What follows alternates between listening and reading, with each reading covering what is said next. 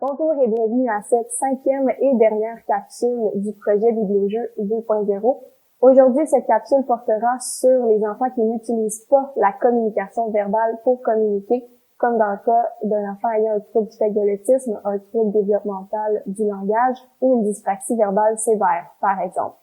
Nous verrons donc quels sont les autres moyens de communication qu'on peut utiliser avec eux afin d'améliorer la communication et la compréhension de chacun. Alors Simon, que peut-on faire pour intervenir sur ces difficultés au quotidien? Comme parent, d'abord, on peut se sentir démuni face à des difficultés importantes de développement sur le plan du langage ou de la communication en modalité orale.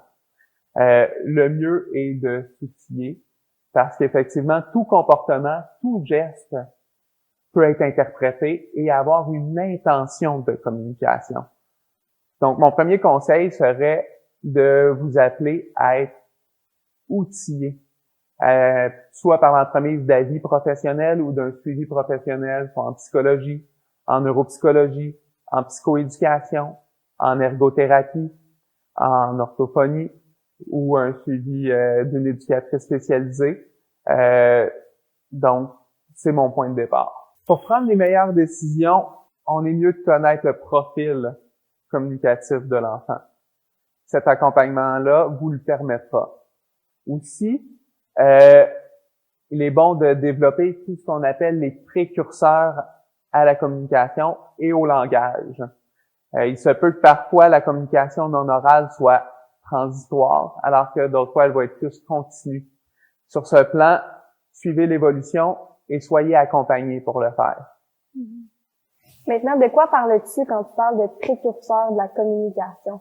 Parmi les précurseurs à la communication, il y a l'attention conjointe. C'est quoi ça, l'attention conjointe? C'est le pointage par le regard. Bref, prenons l'exemple de, on voit notre chien passer, on se tourne vers notre chien et notre enfant, il va peut-être tourner son regard aussi vers le chien. C'est ce qu'on appelle l'attention conjointe.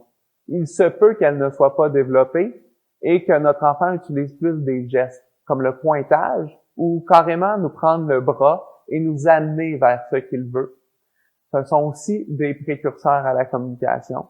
Afin d'encourager le développement des précurseurs à la communication, il peut aussi être bon de saboter l'environnement.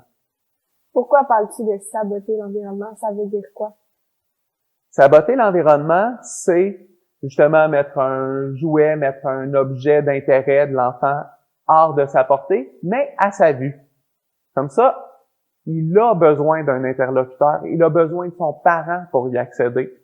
On a plus de chances d'encourager cette communication-là et le développement des précurseurs de la communication, soit qui nous amène par le bras pour nous amener devant l'objet qu'il veut, soit qu'il va le pointer, soit qu'il va nous regarder, vocaliser et ensuite pointer son regard vers l'objet, tout dépendamment de ce qu'il est capable de faire au plan de la communication.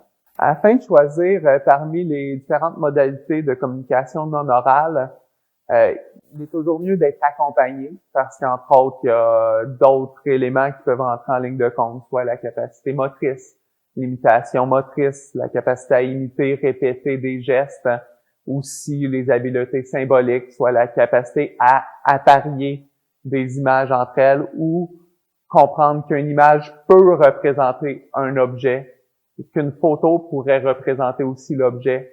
Donc, mon conseil général là-dessus serait d'être accompagné afin de guider votre enfant dans le développement d'une modalité de communication non orale. Maintenant, c'est bien beau la communication plus formelle pour les demandes d'aide, les demandes d'objets, les demandes de récurrence et de cessation. Mais maintenant, qu'en est-il de l'interaction communicationnelle du quotidien entre un parent et son enfant? Comme pour la majorité des enfants, le point de départ, c'est le plaisir et le partage d'intérêts. Donc, on suit le lead de notre enfant. C'est lui qui dirige la communication. Bref, prenons l'exemple d'un enfant non-verbal qui adore et qui aime fredonner, chantonner. On l'accompagne, on fredonne, on chante avec lui, on ajoute les gestes associés à cette chanson. Comme ça, on développe le plaisir, on développe cette attention partagée, ce lien, cette complicité. Donc, on développe l'interaction dans ce sens-là. Aussi, nommer, commenter, exprimer ce que l'on observe chez notre enfant, soit en servant des mots, des images, des gestes. Ça permet de développer sa communication, son langage. Qu'est-ce que tu retiens, Victoria? Je retiens que pour favoriser l'interaction, c'est important d'utiliser aussi l'environnement pour trouver d'autres moyens que la communication verbale plus formelle, tout en prenant en considération un peu les intérêts de l'enfant pour aller chercher son intérêt, dans le fond, à communiquer également. Puis que c'est aussi important d'aller chercher du soutien professionnel aussi pour qu'il puisse donner des outils dans le quotidien qui sont spécifiques aux besoins de notre enfant. Alors maintenant, Simon, pourrais-tu nous présenter les idées de jeux que les parents peuvent utiliser dans un moment plus privilégié avec leur enfant dans leur quotidien? Ouais, ben d'abord, suivez là où votre enfant est rendu dans le jeu. Bref, si on est plus dans des jeux d'anticipation ou de cause à effet, par exemple, on peut penser à des jeux de parcours de balles. Lorsqu'on cogne les balles, on peut nommer, on peut commenter ce qui se passe. Si on est plus dans des habiletés symboliques ou pré-symboliques, on peut penser à bonhomme patate, puis avoir une photo de chacune des parties de bonhomme patate pour qu'ils puissent nous les demander. Le but ici, c'est vraiment de créer le lien entre l'intention de communication et le geste de communication pour que notre enfant ait ce désir de communication. On peut aussi travailler sur l'appariement par soit des lotos tactiles si si notre enfant aime bien les jeux à toucher. Aussi, on peut penser à des jeux où est-ce qu'il y a des images qui peuvent s'apparier, soit par le contraire, comme un petit poisson ou un grand poisson, ou des images pareilles, ou s'il existe plein de jeux d'appariement. Sinon, sur le plan des émotions, il y a un jeu, mon premier jeu d'association des émotions.